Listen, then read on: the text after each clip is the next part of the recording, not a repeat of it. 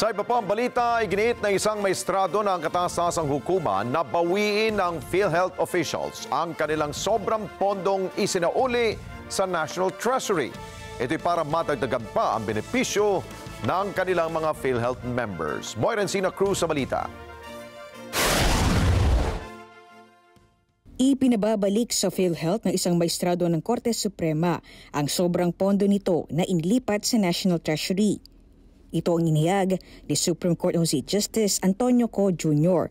sa ikatlong round ng oral arguments ng Korte Suprema sa mga petisyon laban sa halos 90 billion pesos na PhilHealth Fund transfer. Una nang nailipat ang 60 billion pesos na excess funds ng PhilHealth sa National Treasury noong nakaraang taon, habang ang natitirang 29 billion pesos ay pansamantalang pinigil ng Supreme Court habang dinidinig ang petisyon. Ayon kay Justice Co, dapat gamitin ang inilipat na pondo para dagdagan ang mga benepisyo ng mga miyembro ng PhilHealth at kumuha na mas maraming tauhan ang state insurer. But we cannot close our eyes for the past years na hindi nabigay in benefits. So in that case, maybe PhilHealth can already request the President to return the money, the 60 billion that were transmitted to PhilHealth to the government for anchor program funds. Ibalik na yan sa PhilHealth and PhilHealth to expand its benefits, hire more people to answer for the needs of the health of our people.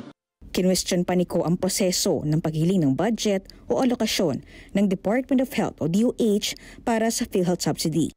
Niniwala ang maestrado na dapat ikonsidera ng DOH ang mga nakolektang buwis mula sa sin tax sa paghingi ng PhilHealth subsidy at hindi dapat ilimita sa pangangailangan ng mga contributor o miyembro na ang state insurer din ang nagtatakda.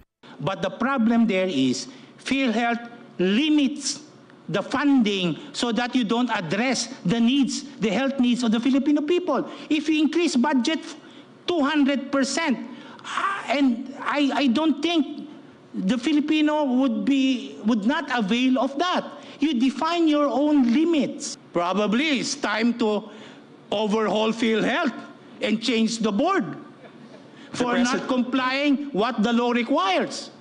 Hindi kasalanan ng tao yan. For not availing all of these benefits. Apparently from your own words, kasalanan yan ng administrasyon, this administration, last administration, or the previous administration. At kasalanan yan ng PhilHealth Board. Huwag natin pahirapan yung tao because nandyan naman yung pera. The money is there, government actually collected this, and you're not giving it to PhilHealth to serve as health benefits for our people.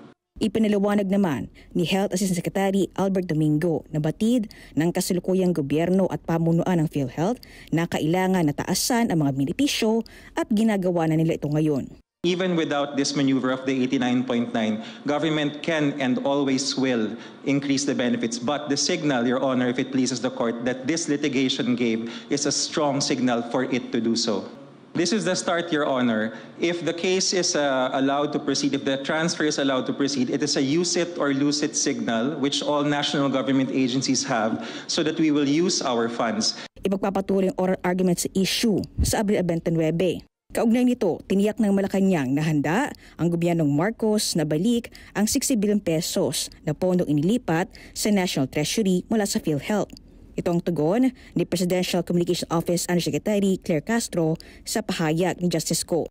Kung ano po ang ipag-uutos ng Supreme Court, yan po ay susundin natin. Magugunita na kinwestiyon din ni dating Pangulong Rodrigo Duterte sa kanyang press conference sa Davao City noong nakarang taon ang paglilipat ng 89.9 billion pesos sa National Treasury mula sa PhilHealth. Ang tingin ko ang mas mabigat na problema na dapat malaman ng Pilipino is nag-hemorrhage ang country. Pati yung PhilHealth na hindi sa gobyerno, contribution natin yan kasi kung magpa-hospital ka, doon yung may pambayad ka, depende sa kategory yung rates mo. Kung ibang iyo, dibidid ka talaga na full o paglabas mo, wala ka ng bayaran. Yun ang ano doon, yung 16 billion na nilipat nila. That is the most dangerous at dapat tapay. Hindi po natin tututulan, hindi po natin lalabanan kung ano po ang inuutos ng Supreme Court. Moiring Sina Cruz para sa Mata ng Agila, matatag, tapang, matapat. Maraming salamat sa inyo pong pagsubaybay sa Mata ng Agila Primetime. Para malaman ang matatag, matapang at matapat na mga balita, i-follow lamang at mag-subscribe sa @Net25 TV.